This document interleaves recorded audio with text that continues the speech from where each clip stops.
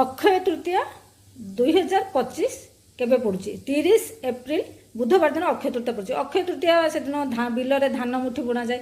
ସେଦିନ ଯେତେ ପୁଣ୍ୟ କରିବେ ସେତେ ଅକ୍ଷୟ ହେଇଯିବ, ଯେତେ ପାପ କରିବେ ସେତେ ବି ଅକ୍ଷୟ ହେଇଯିବ।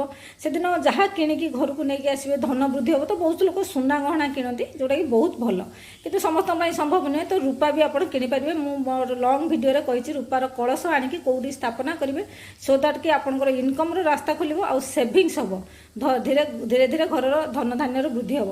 ସପୋଜ ଆପଣ ରୂପା ବି କିଣିବା ଭଳିଆ ସମ୍ବଳ ଆପଣଙ୍କ ନାହିଁ, କିନ୍ତୁ ଆପଣ କ'ଣ ମହାଲକ୍ଷ୍ମୀଙ୍କ କୃପାରୁ ବଞ୍ଚିତ ହେବେ? ବିଲକୁଲ ବି ନୁହେଁ। ତ ଆପଣ କ'ଣ କିଣିକି ଆଣିବେ? ଆପଣ କିଣିକି ଆଣିବେ ପିଲି ସୋରିଷ, ଯେଉଁ ହଳଦିଆ ରଙ୍ଗର ଗୋଟେ ସୋରିଷ ଆସେ, ତାକୁ କିଣିକି ଆଣିବେ ଘରକୁ।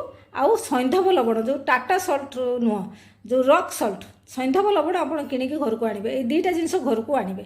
ଆଉ ସେଦିନ ଦାନର ବି ବହୁତ ମହତ୍ଵ ରହିଛି। ଆପଣ ଯଦି ସେଦିନ ଯେଉଁ ମିଳେ, ଯଦି ଦାନ କରୁଛନ୍ତି ବ୍ରାହ୍ମଣକୁ, ତାହେଲେ ସ୍ୱର୍ଣ୍ଣ ଦାନର ଫଳ